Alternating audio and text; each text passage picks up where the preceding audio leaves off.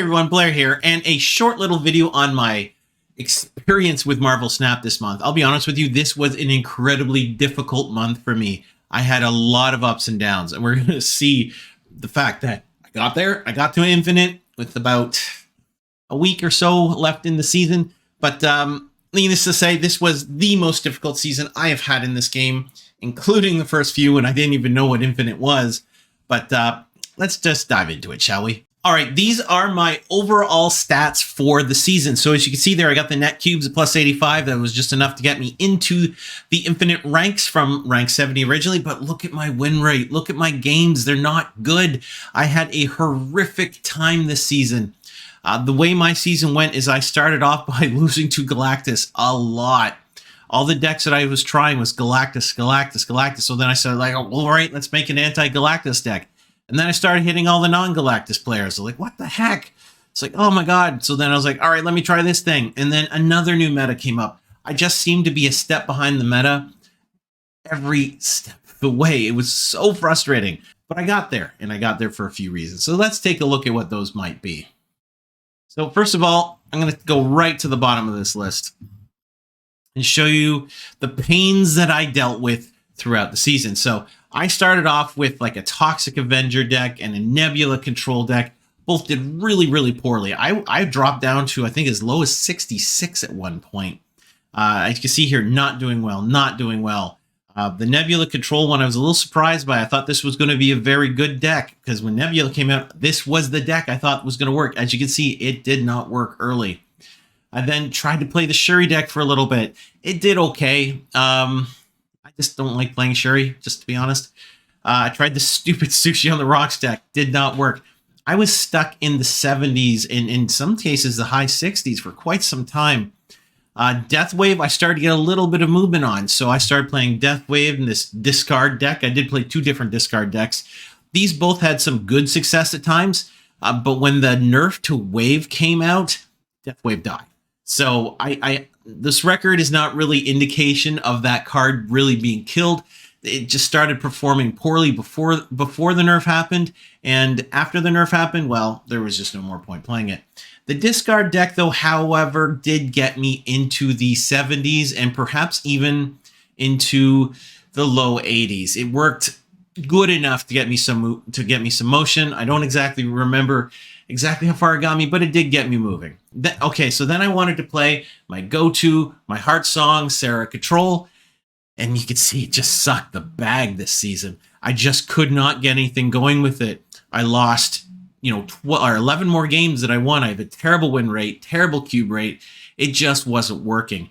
And the meta just really wasn't allowing that to be a factor in the game. So Rocks and Hawks is this amazing deck popularized by the content creator Cozy Snap. As you can see, it did have a positive win rate and cube rate to it, but it really wasn't moving me. It was good, but I just wasn't moving up. I was really starting to spiral here. Then Kitty Pryde came out. So everybody got a Kitty Pryde. I figured, I'll try a Kitty Pryde bounce like everyone else. And as you can see here, I had moderate success because everybody was playing Kitty Pryde, and I didn't really understand what to do here. So I started playing this Meta Buster, and I'll give it to the Meta Buster in a bit. But this, in general, is a deck that I used throughout the entire season. It did perform at all levels. As you can see here, 61%, the plus 105. This is most of where my cube wins came from. Not my push to the end, but still, this was my favorite deck. I'll get back to it in a second. But welcome to Sandwave. So when everybody was playing Kitty, I'm like, well, I'm going to play an anti-Kitty deck, which is Sandwave. Now you look at it and you kind of look at my record going, what the hell? It doesn't look like you did well at all.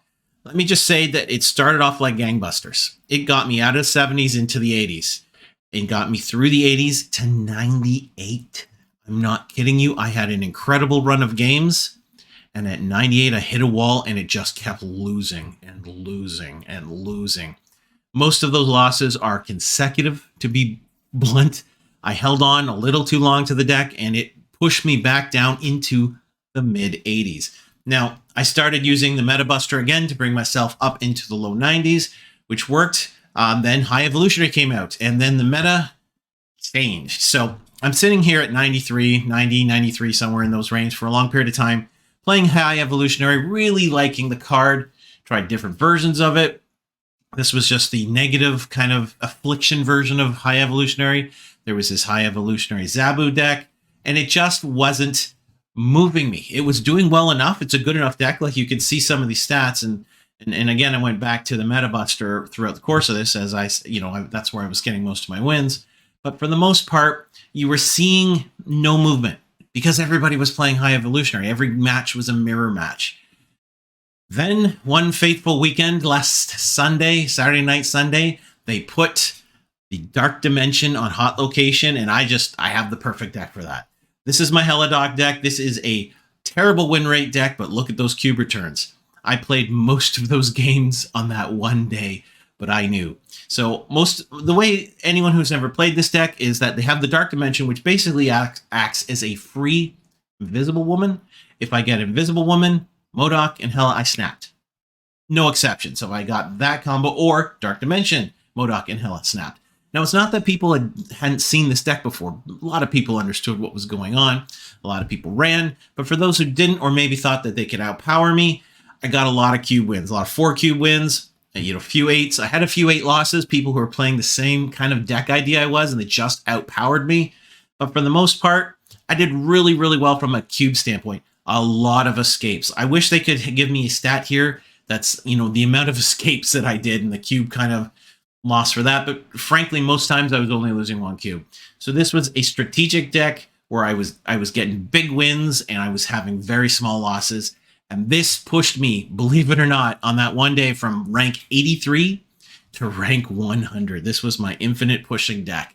Now, the rest of these decks were just things that I tried once hitting infinite. I'm not going to really get into these. There's a lot of tribute decks. I did use this deck here, this discard deck, for a bit in the middle, in the 80s, if you will. And it had pretty good results. So this is my favorite discards deck that I have. You've probably not seen it there. There we go, Disco Stew. And yeah, it did pretty well. So those were my decks to infinite. The ones that were really I would recommend was the Disco Stew, the Meta Buster. I will never recommend the Heliodok deck, but if you see Dark Dimension come in as a hot location, bring this baby out because it'll do you some good. And be prepared to run away a lot. Everybody, have yourself a good time, and I'll talk to you soon.